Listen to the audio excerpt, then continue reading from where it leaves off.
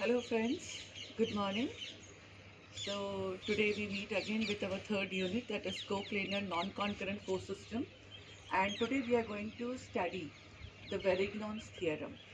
The Varignon's theorem plays a very important role in finding out the position of the resultant. Okay, at present it is also sometimes called as principle of moments. Till now, we have found out the magnitude of the resultant, right? That is, we are finding out sigma h, we are finding out sigma v, and we are finding out the magnitude of the resultant. We are also finding out the direction of the resultant, that is, tan alpha is equal to sigma v upon sigma h, okay? Mod of sigma v upon sigma h, and alpha, that is nothing but the direction of the resultant. So till now we have obtained direction as well as magnitude of the resultant.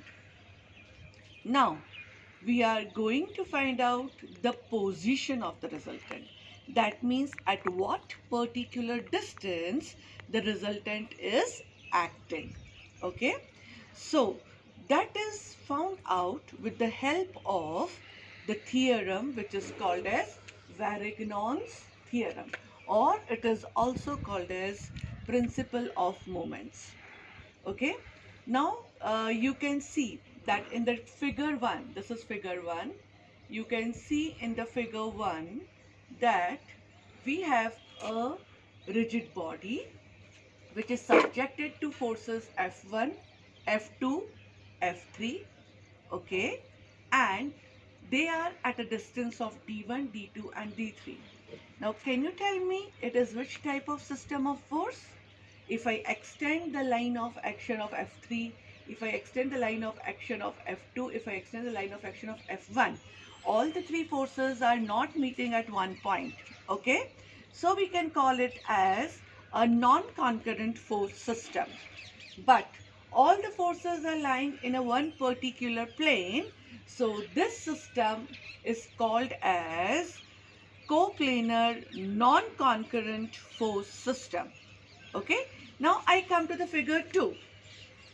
What does the figure 2 show?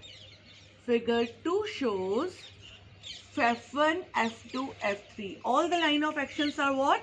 Parallel to each other. Are they coinciding? No, they are not coinciding, right? That means it is also a non-concurrent force system and they are lying in the same plane. So it is coplanar non-concurrent force system. Okay. Now you can see that this is called as figure A and this will be called as figure B. Okay. To start with, first of all, we will write the statement of Varignon's theorem. What does the statement say?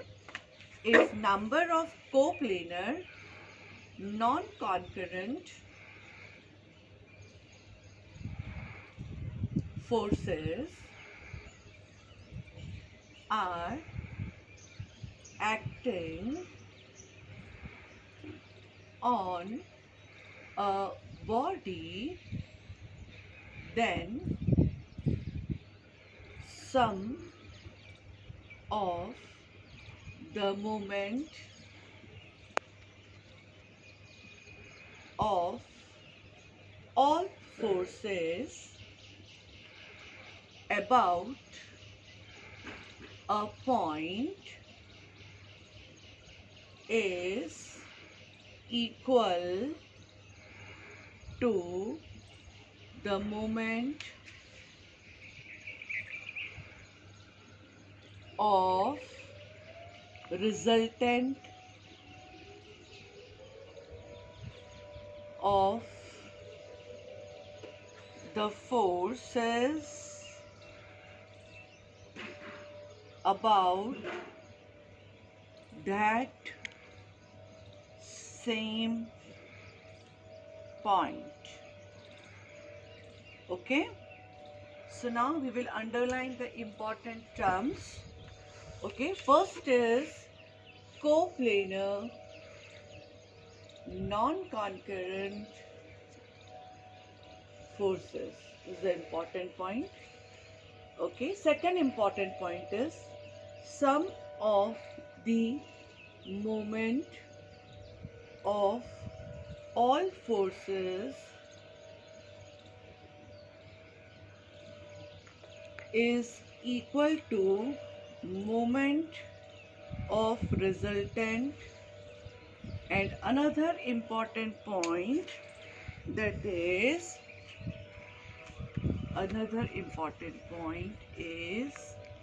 point.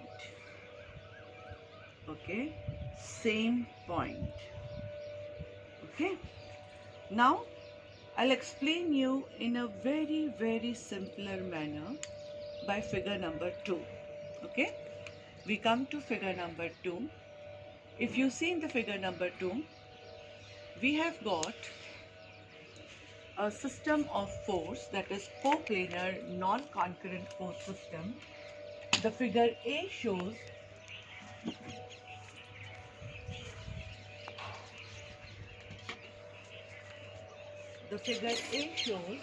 that we have got point O, we have got point A, we have got point B, we have got point C. Okay, force F1 at a distance of D1. So we can call it as that coplanar non-concurrent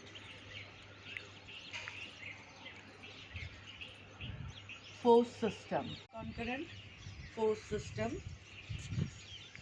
Second is F1, F2, F3 are three forces acting at distance D1, D2 and D3 from point O. Okay. So now if I want to find out the value of resultant, what I have to do? Sigma H is equal to 0. Is there any horizontal force acting on the system? So this condition is satisfied. Then second condition, sigma V is equal to 0. What is the sign convention? Upward force positive, downward force negative. So F1 in the downward direction, that is negative, F2 in the downward direction negative, and F3 in the downward direction negative, that is equal to 0. This is sigma V. Okay. So therefore, what is resultant are under root of sigma h square plus sigma v square. So resultant R, that is equal to 0 plus sigma v square. Okay. So R, that is equal to nothing but sigma v. Okay. So I can say that R, that is equal to summation of minus F1 minus F2 and minus F3 in the downward direction. Okay. Now in the second diagram, that is B diagram, I am showing a resultant, okay, R, but I don't know its position. Okay. So what does the Varignon's theorem say? That sum of moment of all forces about a point. Okay. So what we will do? We will take sum of moment of all forces about point O. Now we already know what is moment, force into perpendicular distance, and perpendicular distance with respect to what? With respect to the point where we are taking the moment and the line of action of the force. So for F1 perpendicular distance is D1, for F2 perpendicular distance is D2, and for F3 the perpendicular distance is D3. So moment about O, that is equal to F1 D1, F2 D2 and F3 D3. F1 D1, F2 D2, F3 D3. Now, what is the direction, clockwise or anti-clockwise? So, line of action we are extending, it will try to rotate in which direction? Clockwise. Again, this is also moving in which direction? Clockwise. Again, this is moving in which direction? Clockwise. Okay. So, all the forces are in clockwise direction, so it is positive. Okay. So, this is our equation number 1. Okay. Now, what does Varignon's theorem say? Sum of moment of all forces about a point is equal. Okay. Is equal to what? The moment of resultant of the forces about that same point. Okay. That means we will find out the moment of resultant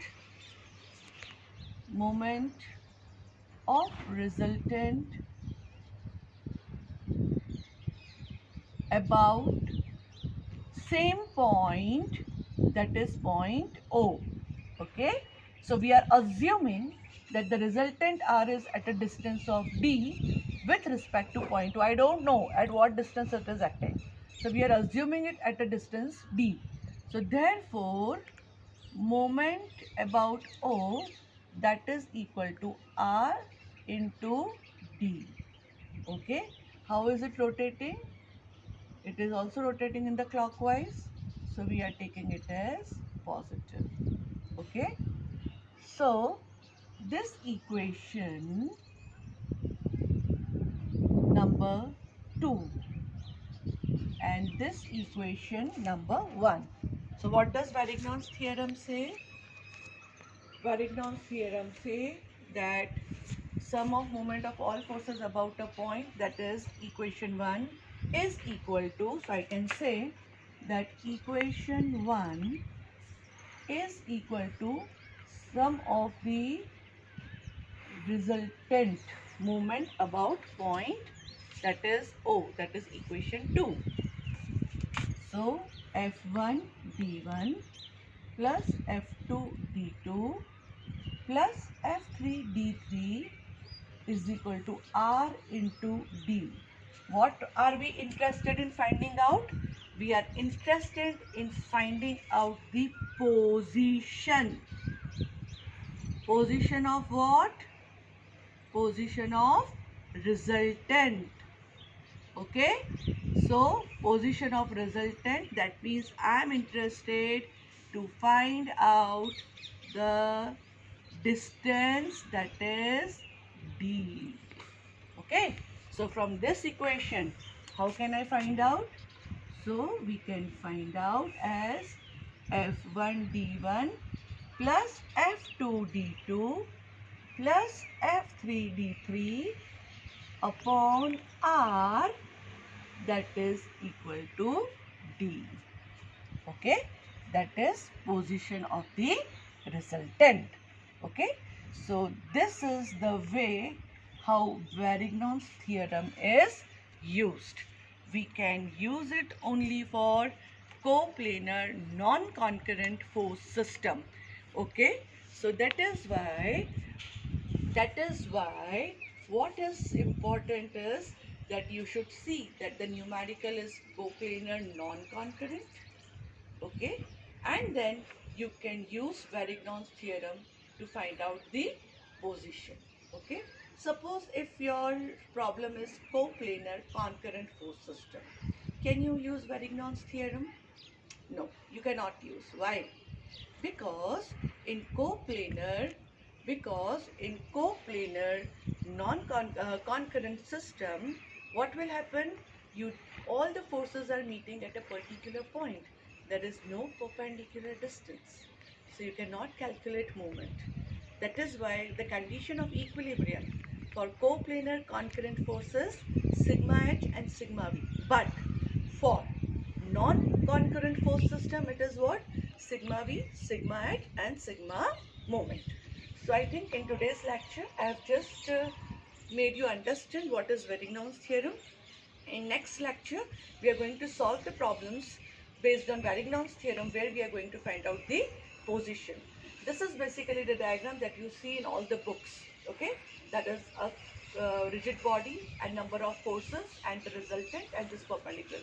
I have simplified it in a very simple way by using a simple rod subjected to three forces, okay?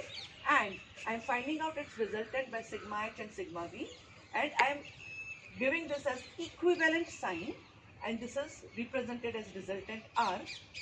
I don't know the distance, so we are assuming it a distance d, okay?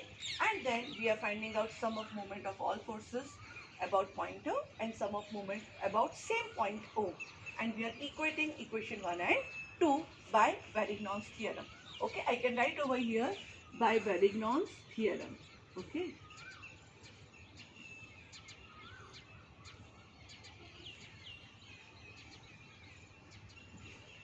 So I hope you all must have understood. Thank you so much.